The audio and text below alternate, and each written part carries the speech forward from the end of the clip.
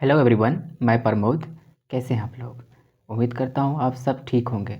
दोस्तों, आज हम रीजनिंग में नंबर रैंकिंग स्टार्ट कर रहे हैं। इसमें हम पहला टाइप आज देखेंगे। इसमें पहला टाइप और थोड़ा सा मिक्स भी रहेगा, लेकिन हम नंबर रैंकिंग में ये क्या करते हैं कि कुछ लोगों के ग्रुप होते हैं और उसमें हम लेफ़्ट राइट दिखाते हैं, या लेफ़्ट से कुछ नंबर पे है, राइट से कुछ नंबर पे है, तो टोटल कितना है। इस तरह के क्वेश्चन हम देखेंगे। लेकिन अभी देखिए, कुछ क्वेश्चन ये है कि एक 5 मित्र है, एक बेंच पर बैठे हैं। 5 दोस्त है जो एक बेंच पर बैठे हैं। ए बाएं ओर से है बी के, लेकिन दाएं ओर से है सी के।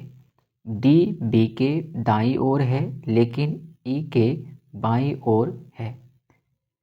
बेंच के दोनों छोरों पर कौन कौन है? शुरू में और लास्ट में कौन कौन है? 5 लोग हैं। अब देखिए, कह रहा है कि ए बाई ओर है बी के।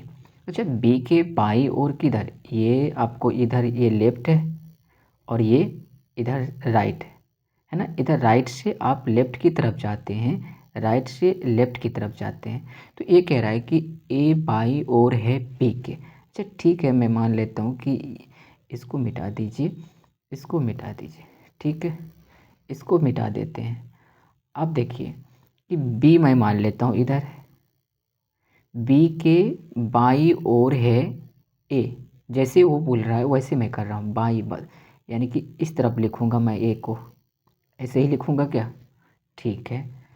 लेकिन बी के, बी बाई ओर है बी के, लेकिन सी के दाईं ओर है, सी के दाईं ओर है, दाईं ओर है। इसका मतलब क्या हुआ? सी को इधर लिखना पड़ेगा, तभी तो मैं इधर बोलूँगा राइट की तरफ है कि नहीं, इधर। ठीक है।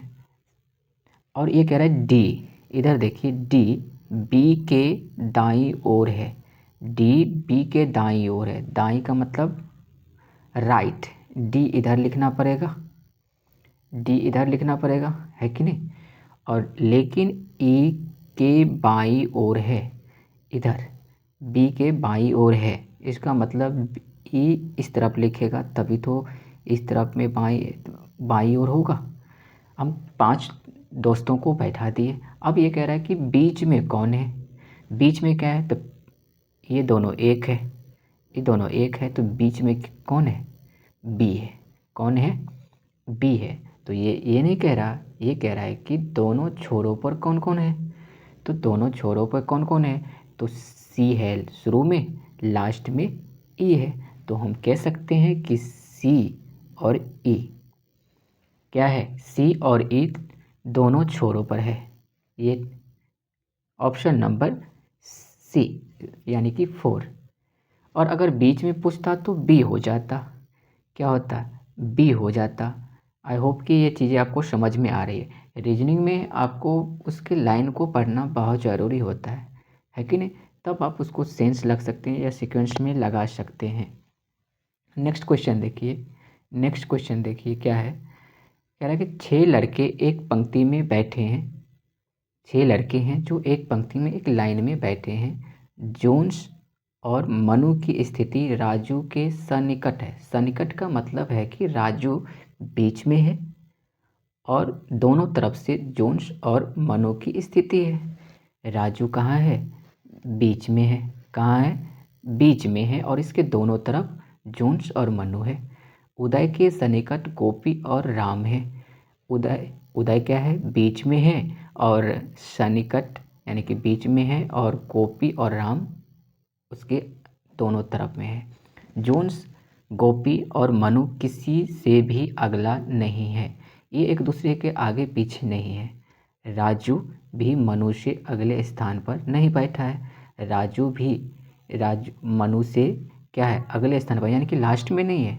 जोन्स के सन्निकट कौन है? अब देखिए यहाँ पे कि अब पहले ये करो कि राजू के सन्निकट कौन है? जोन्स और मनु। तो लिख दो राजू, राजू के सन्निकट यानी कि बीच में होगा, तो एक तरफ हम मन्नू को रख देते हैं और दूसरी तरफ जोन्स को रख लेते हैं। ठीक है। अब तो समझ में आ रहा है, बीच में है। अब दूसरा, उदय के सन्निकट गोपी और राम है। एक तरफ हम इसको रख लेते हैं। दूसरे स्टेप में उदय को बीच में रख देते हैं और राम और गोपी को अलग कर देते हैं। क्या कर देते हैं? गोपी है ये। क्या है ये? गोपी है। गोपी कर दीजिए ना, ठीक है। और अब ये इसको मिलाओ कि आगे क्या कह रहा है। जोन्स मनु यानी किसी से अगला नहीं है। अब देखिए ना, गोपी किधर है, मनु किधर है, जोन्स किधर है। एक दूसरे के आगे पीछे तो नहीं है, अगला नहीं है, उसके आगे नहीं है, तो नहीं है। एक कंडीशन मिल गया। राजू भी मनु से अगले स्थान पर नहीं है। राजू मनु से आगे नहीं है, पीछे है। ये भी कंडीशन अप्लाई हो रहा है। तो हम कह सकते हैं कि जोन्स के सन्निकट यानी जोन्स बीच में होना चाहिए।